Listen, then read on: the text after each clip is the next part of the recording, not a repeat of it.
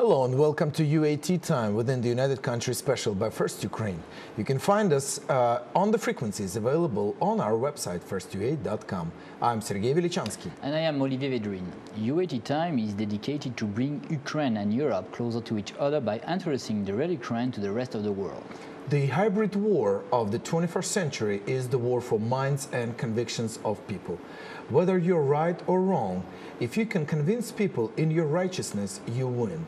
The sooner media understands the new challenges, the faster it will develop adequate response and meet the needs of society. Our guest today is Michael Smutok, the general producer of First Ukraine channel. Welcome. Good evening. Thank you for joining us. We have a lot of questions. Yeah. Okay, so I'm ready to answer. Yes.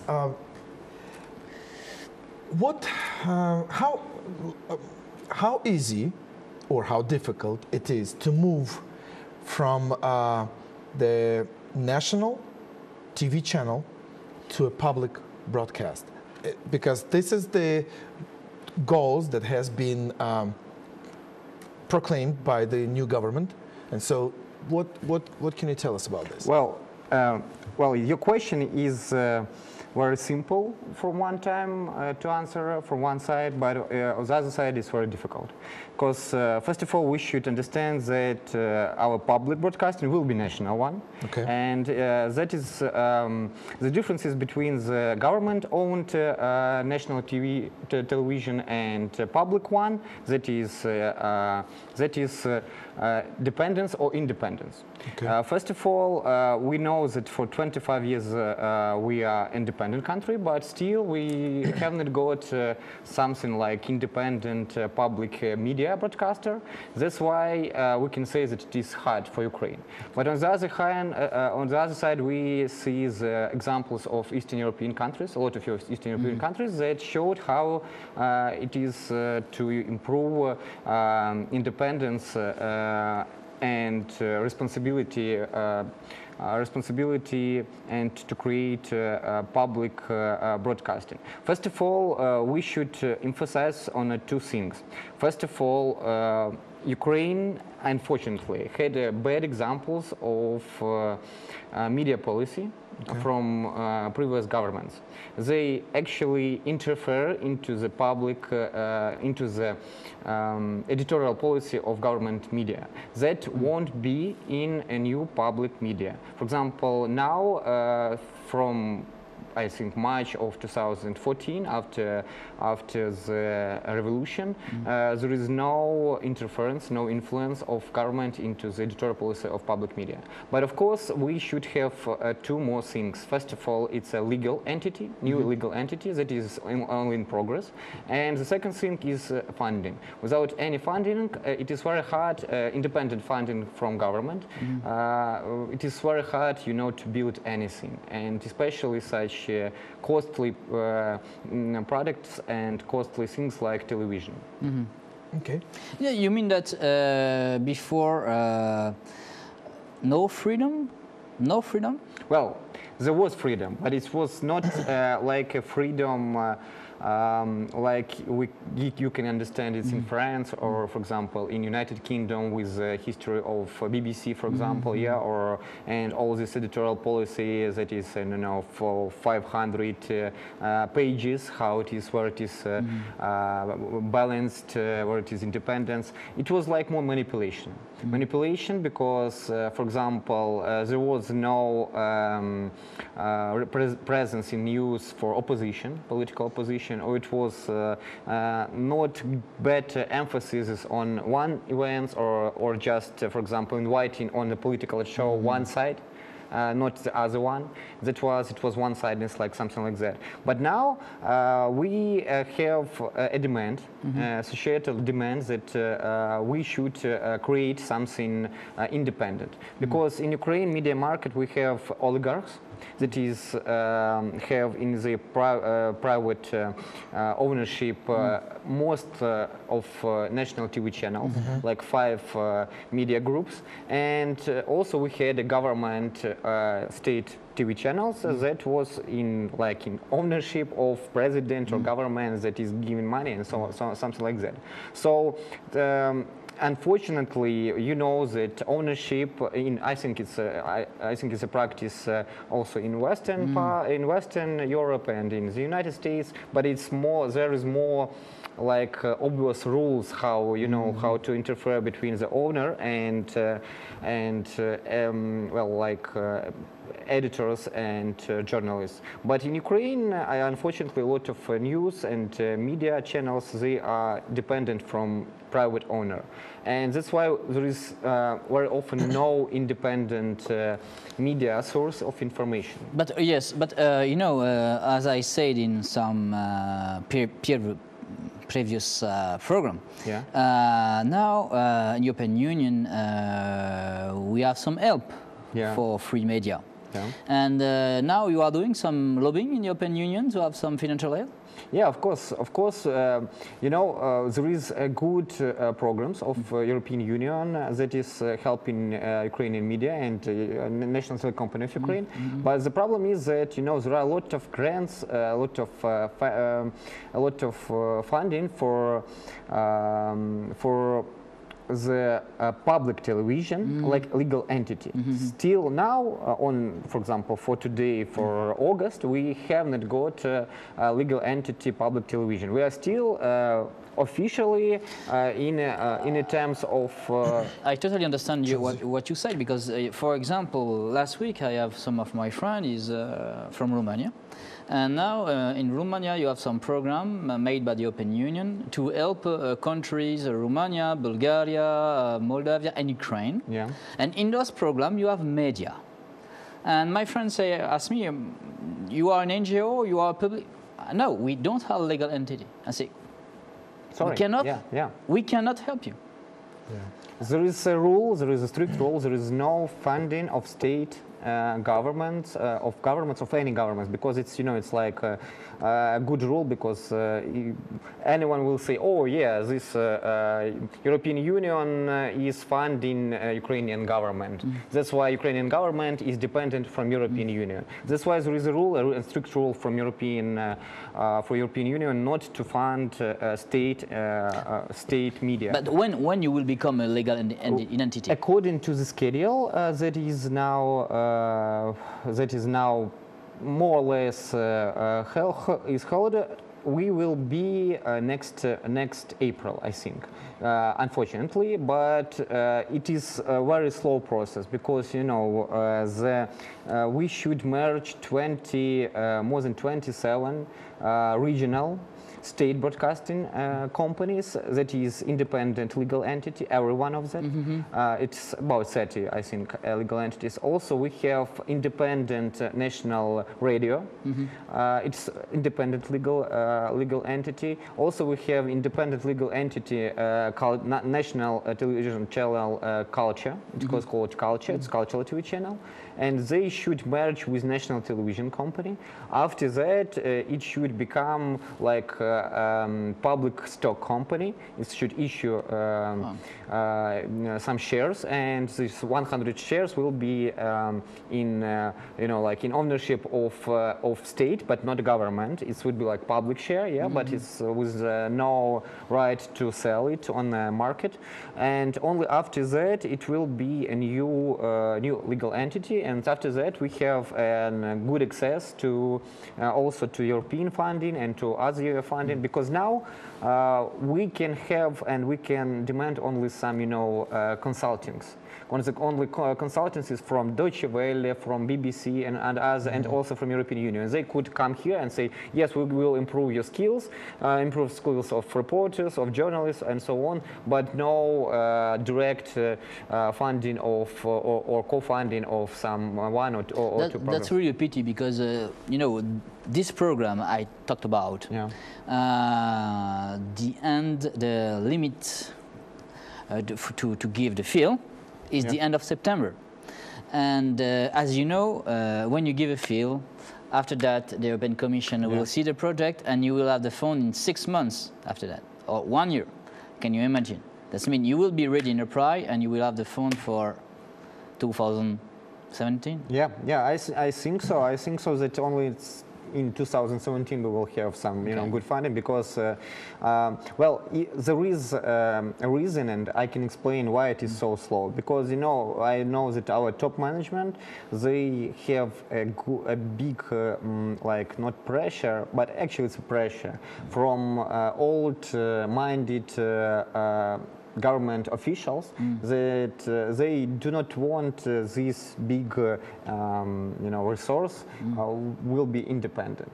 And also there is not even problems in understanding that there should be some independent editorial policy. I think in our government understands that no, there should be independent, because it's it's like a good good thing for our polity. But the other thing is the old-fashioned post-Soviet rules of... Totally agree. Yeah, and that's why, for example, for now, there is a big problem with the salaries here. Because for today, we have 70% of salaries that is not salaries, but it's like, like addition to salaries. And every time, the top management can cut it. It's like bonuses, So 70% of salary is bonuses. And every time it's dependent on top management is to pay bonus or not. And the amount of salary for average journalist reporter is very low, unfortunately. That is because there is most of all not good funded television for now. For example, for now, if we are talking about euros, we have only about 10 million euros for here National Television Company of Ukraine. It's for 1.5 thousand of staff. And most of this is not for salaries. Most of this is for frequencies, for pay for frequencies, for satellites, for other things, and that's why it's very hard. Also, we have some funds that we are earning from advertisement, but it's not enough still. So sure. Well, at this point, we're talking about the entity that used to be called the National Television of Ukraine, right?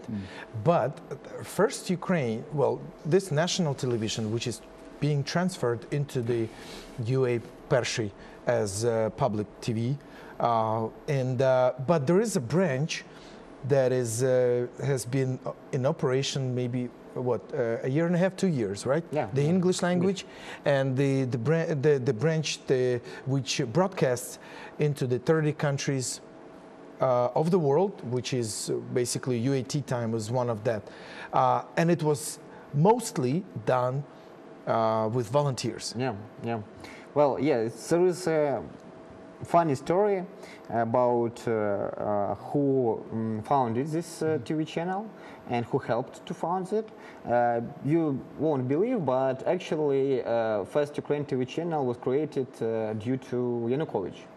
Because after he became president in 2010, there was official visit to Russia. The president there was that time was Medvedev, and after they had a first negotiation in March, they they had very bad agreements like Kharkiv agreements that they allow the fleet be in Crimea until 2042. But anyway, they had also a good agreement. It's about a cultural presence of Ukrainian culture in Russia. And for that time, administration of Yanukovych said that there is no TV channel in Russia, Ukrainian TV channel, public TV, like state government TV channel. That's why we should create it. And they created and they issued an order to create it in the entity of in the entity of National Television Company. So in 2 years, I think, because it's a lot of like bureaucratic things, there was created this first Ukraine TV channel, and the main aim is to promote Ukrainian culture in Russia.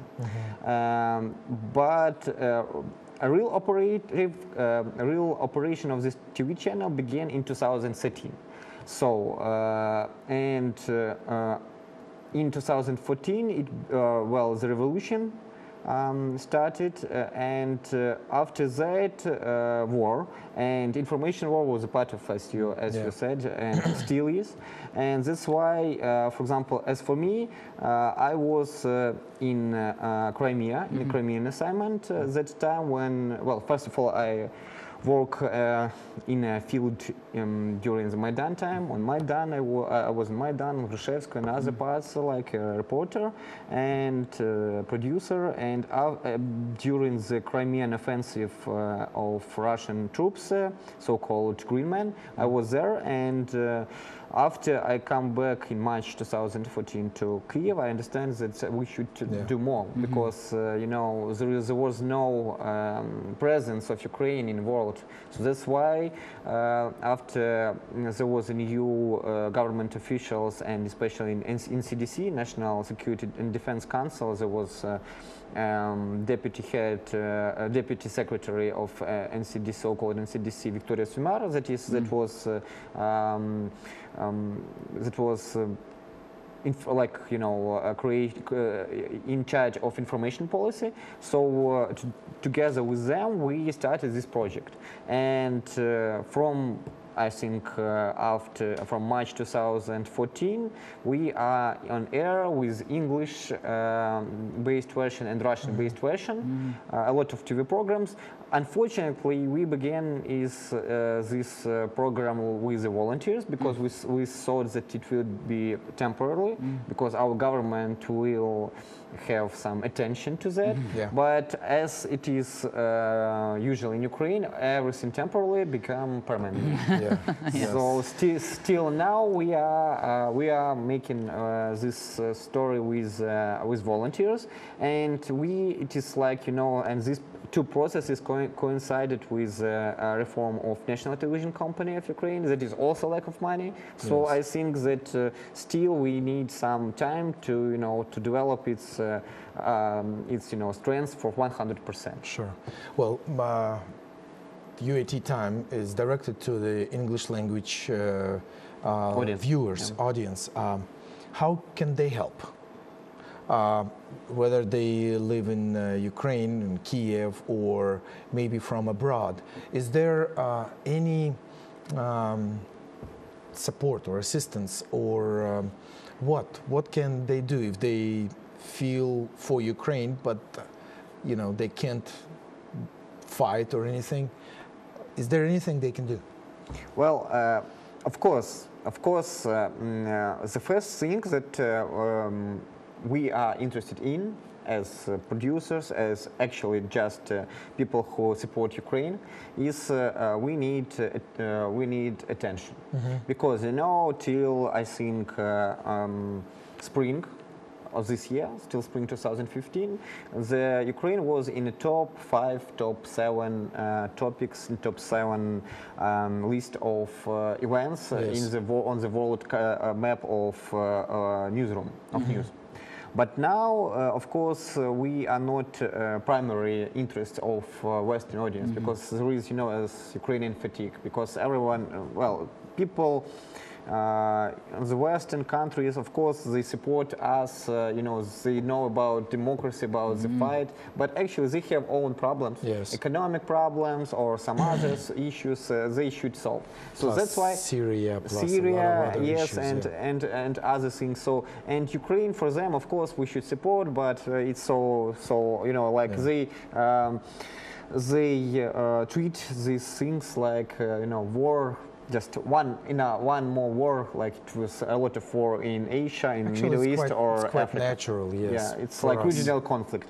So for us, but for us, it is. I'm not saying, you know, like a person who is in charge of some TV channel and is in competence with in competition with other TV channels, foreign broadcasters of Ukraine, like, you know, private one Ukraine Today, or the government one that is now creating, that is on the base of Ukrainian of television and radio UTR, so-called. I'm just saying that like one part of media community, because we actually not more like in competitiveness. We are like more in cooperation, because it is very, very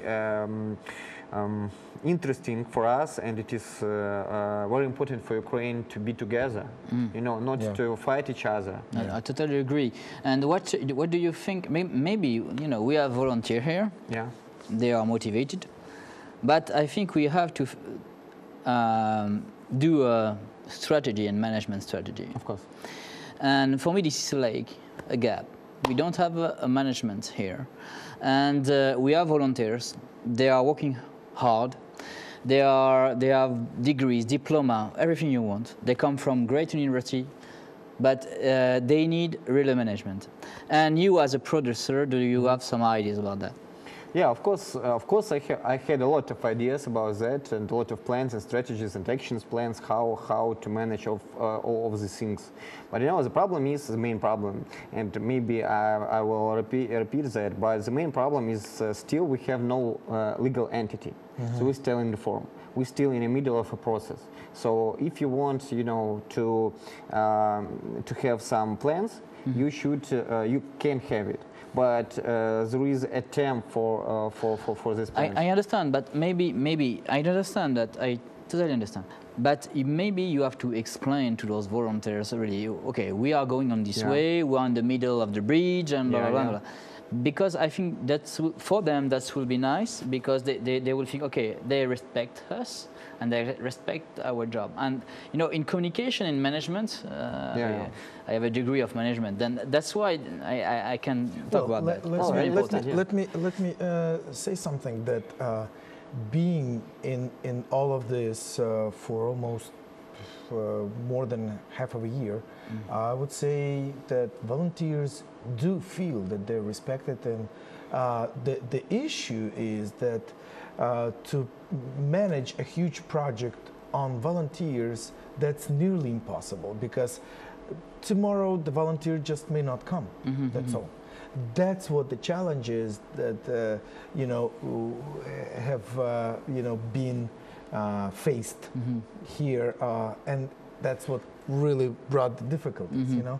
So sometimes I would say, you know, the main thing is, number one, is to not lose heart, not lose the vision, the dream. That's what, you know, because it's true that it's just sometimes, you know, you lose your, you know, vision because of this, because one motivation. Sometimes one day you have 10 people come, and another day nearly one barely may come and do something, you know. Well, yeah, and first of all, because we are very small. For example, there is some steps in terms of reforms on national television company, and in a structure of national television company that is becoming public television. For example, from 1st of July, we, First Ukraine TV channel, become really,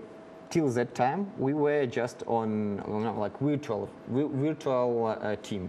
So it was no, like, you know, even entity inside of national television company. It was like, you know, virtual TV channel. There wasn't, for example, me that was responsible for that, but not only for that, for other things, and some other people from different departments that worked for First Ukraine TV channel, that supported.